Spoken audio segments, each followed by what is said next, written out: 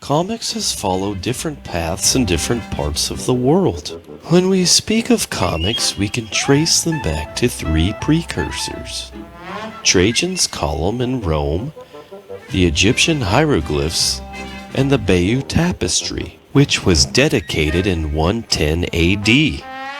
All of these, along with Greek friezes and illustrated manuscripts, combine sequential images to tell a story. Versions of the Bible comprised of primarily just images were distributed throughout Europe to bring Christianity to the illiterate. Then came the advent of the printing press. Early material concentrated on religious subjects. However, through the 17th and 18th century, printers took on aspects of political and social life as well. Thus began the use of satire and caricature, and during this time the speech bubble was developed as a means of attributing dialogue. William Hogarth was one of the first creators of comics. He created sets of sequential images on modern moral subjects. One of his most notable works, A Rake's Progress, is a series of 8 paintings. The series chronicles the decline of Tom Rakewell, the son of a rich merchant who went to London, lived excessively, and spent all of his money mostly on prostitutes and gambling. It is important to note that during this period, the speech balloon also emerged, replacing the phylacter, a label that was usually in the form of a scroll. In 1826, the Glasgow Looking Glass was published. This was arguably the first comic magazine. It lampooned fashions and politics of the times, and contained many of what we consider today to be elements of modern comic books through its use of speech bubbles, satire, and caricature. Rudolf Töpfer, a Swiss-born, French-educated artist, was a key figure in the early 1900s. His works were reprinted and pirated throughout the United States and Europe. In 1843, he said this about the picture story. To construct a picture story does not mean you must set yourself up as a master craftsman. To draw out every potential from your material, often down to the dregs, it does not mean you just devise caricatures with a pencil naturally frivolous. Nor is it simply to dramatize a proverb or illustrate a pun. You must actually invent some kind of play, where the parts are arranged by plan and form a satisfactory whole. You do not merely pin a joke or put a refrain in couplets. You make a book, good or bad, sober or silly, crazy or sounding sense. In 1845, all of these comics featured in magazines and newspapers began to be referred to as cartoons.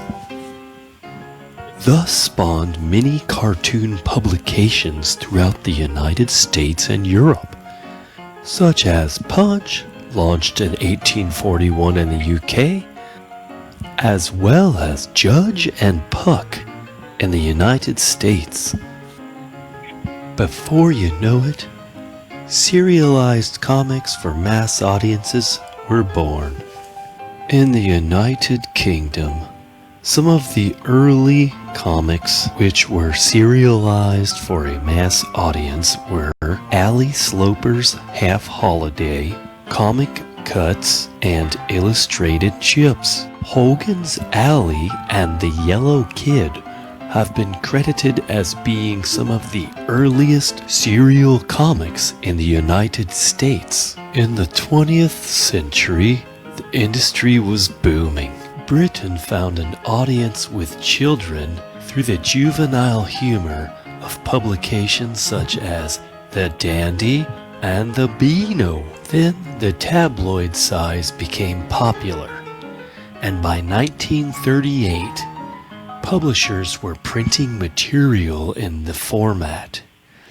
At this point, Action Comics #1 launched Superman as the cover feature.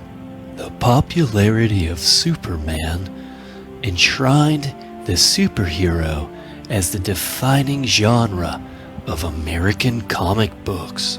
In Japan, manga was established after World War II. Characteristics manga were noted for were filmic style, Disney influence, and long format. Manga were published in large anthologies. The stories in manga have long been used as a source and adapted into animated films known as anime.